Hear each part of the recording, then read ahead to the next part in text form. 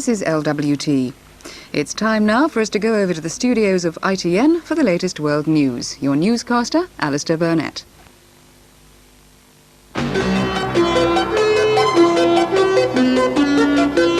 France bids farewell to the exiled Duchess of Windsor.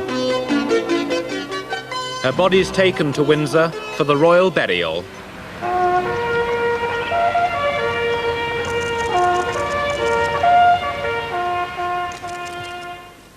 Good evening. The body of the Duchess of Windsor was brought to England today to be laid to rest on Tuesday next to her husband in the royal burial ground at Frogmore. The Duchess died at 89 3 days ago in exile in Paris. Some of her staff there wept as she left.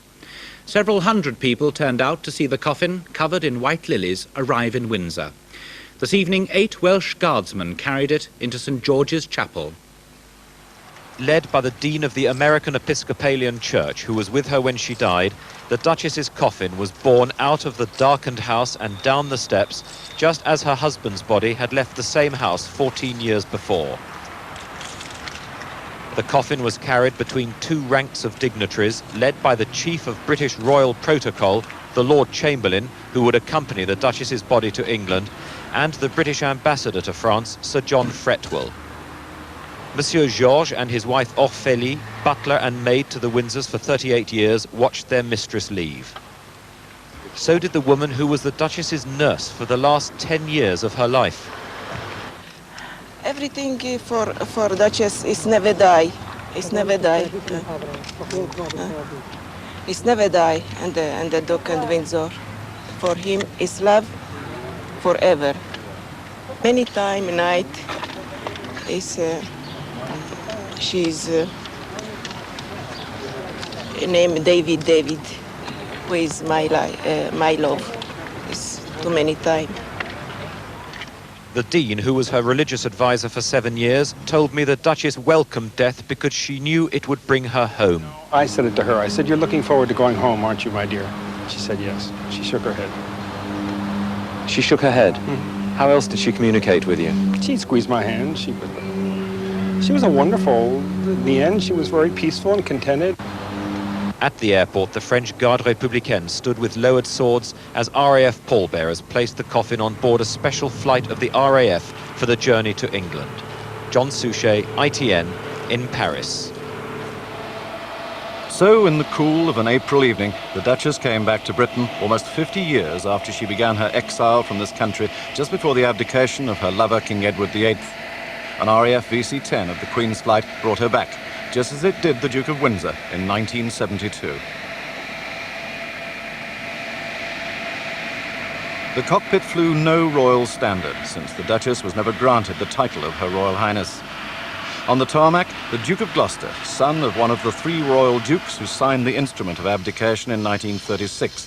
He'd been assigned by the Queen to pay the first royal respects to the Duchess. An RAF bearer party of 8 men and a warrant officer of the Women's Royal Air Force gently but skillfully removed the coffin from the hold. One cannot say the Duchess was coming home because her long exile prevented many trips here. And in any case, she once said of England, "I hate this place." But now she was returning to join her husband. The coffin is of plain stained oak, its only decoration its brass handles.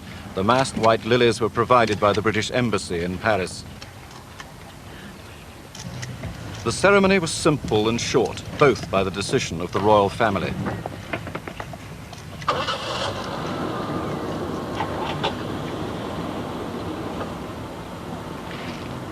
Then the last journey began, a journey that will end on Tuesday when the Duchess is laid to rest by the side of her husband in the grounds of Frogmore, the royal mausoleum. Until then, the coffin was taken to Windsor Castle, to St George's Chapel, where it will be placed in the Albert Memorial Chapel, built by Queen Victoria for her beloved Albert. The Duchess will lie there, not in state, because that is not possible, but in peace after the turbulent years that shook the British monarchy to its very core.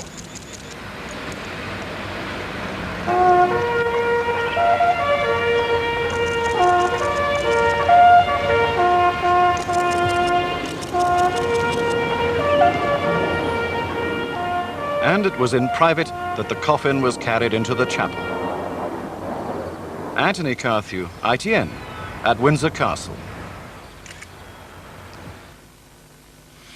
A young British tourist has been shot dead in the Arab sector of Jerusalem. Paul Appleby from Portishead in Avon was killed as he was about to visit the Garden Tomb Shrine at Gethsemane, a popular pilgrimage for British visitors to the city. The police believe it's the latest in a series of terror attacks against foreigners. 2 weeks ago, a German tourist was shot in the shoulder, and last month an American was wounded in a gun attack. The families of Britons working in Libya have tonight been advised to leave the country. Local diplomats told representatives of the 5,000-strong British community that there was no immediate danger, but that the government was keen to reduce numbers in case evacuation becomes necessary later. Mrs. Thatcher today made her strongest defence yet of Britain's support for the American air raid on Libya. She rejected accusations that she was President Reagan's poodle, saying she was more like a bulldog. Let me make it clear, I will never run a policy where the only thing we can do is to cow before a tyrant or to cringe before him, because in that way he would have won and terrorism would have won. And don't forget, terrorism is there to make people do things which is totally different from what they would choose to do. President Reagan has said that terrorists had better be prepared for the consequences of their actions. He was speaking in Hawaii, the first stop on his way to the Tokyo Economic Summit, where he's expected to call on Western leaders to take action against Libya. Garlanded in the customary Hawaiian fashion, gunner crews prepared not to battle terrorists but to salute him, the president once more stated his commitment. And yes, we're showing the world's dictators and terrorists that when they perpetrate their cowardly acts upon citizens of the United States, they had best be prepared for the consequences. On the flight here, Secretary of State Schultz had suggested that America may now commit covert forces to bring further pressure to bear on Libya. There was, though, every effort here to portray this as an event that terrorist threats had played no part in.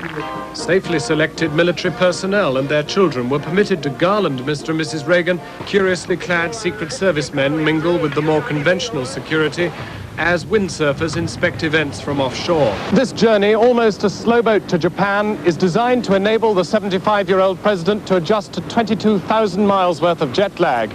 But he's using each day of it to try to ensure that his view on terrorism is at the top of the agenda by the time he reaches Tokyo. John Snow, ITN, in Hawaii.